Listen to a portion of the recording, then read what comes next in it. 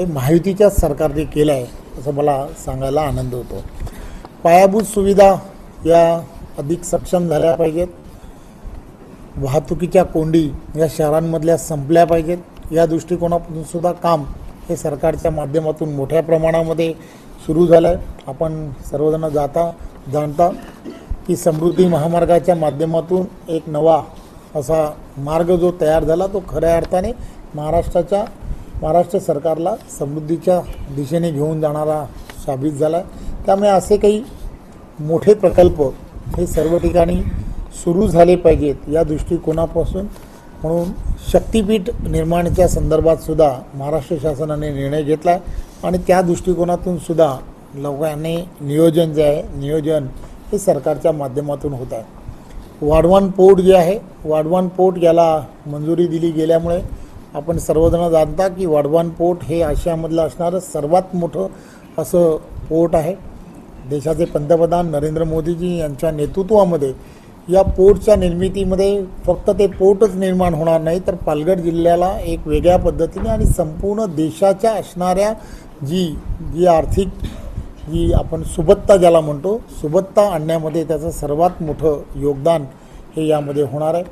10 लाखापेक्षा जास्त रोजगाराची निर्मिती ह्या वाढवण बंदर आणि त्याच्या असणाऱ्या आजूबाजूच्या जे परिसर आहे त्या परिसरामध्ये होणार आहे. त्यामुळे त्या ठिकाणी एक चांगलं जे एअरपोर्ट व्हावं या दृष्टिकोनातला सुद्धा प्रयत्न हा त्याच भागामध्ये आदरणीय देशाचे पंतप्रधान नरेंद्र मोदीजी आणि देवेंद्रजींच्या नेतृत्वात होणार आहे. त्यामुळे तो संपूर्ण भाग जो आहे जसं आपण म्हणतो की एक वेगळ्या पद्धतीने मुंबईला जोडणारा भाग असल्यामुळे मुंबईला आणि आजूबाजूच्या असणाऱ्या परिसराला एक फार मोठी ताकद येणार आहे. त्याच भागातून कॉरिडोर्स मोठ्या प्रमाणात जात आहेत.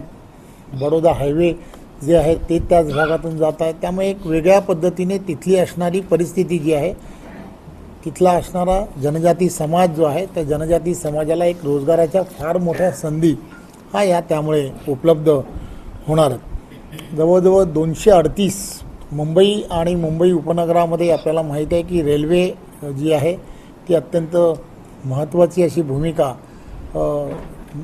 त्याला धामिनी असं म्हटलं जातं. मुंबईला त्या रेल्वेला म्हटलं जातं. त्यामुळे या रेल्वेच्या असणाऱ्या ज्या लोकल्स डबे आहेत किंवा ज्या गाड्या ज्या आहेत त्या गाड्यांसाठी सुद्धा 238 नव्याने खरेदी करण्याच्या संदर्भातला निर्णय हा सुद्धा त्याच माध्यमातून घेण्यात आला आहे. नागपूरचा असणारा रिंग रोड जो आहे त्यालासुद्धा जवळजवळ 13,000पेक्षा जास्त कोटी रुपयेची मंजुरी करण्यात आली आहे. त्याचबरोबर त्या ठिकाणी आंतरराष्ट्रीय असं व्यापार आणि वित्तीय केंद्र तयार व्हावं या दृष्टिकोनातून सुद्धा 6,500 कोटीपेक्षा जास्त ही मंजुरी देण्यात आलेली आहे. असे अनेक प्रकल्प जे आहेत की जे प्रकल्प हे इन्फ्रास्ट्रक्चरमध्ये करण्याचा विचार केला गेलेला आहे. आणि 100 गावं जी आहेत ती सौर ग्राम म्हणून योजना जी आहे ती सुरू झाली आहे. जवळजवळ 15 गावं त्या दृष्टिकोनातून आत्तापर्यंत पूर्ण झालेली आहेत.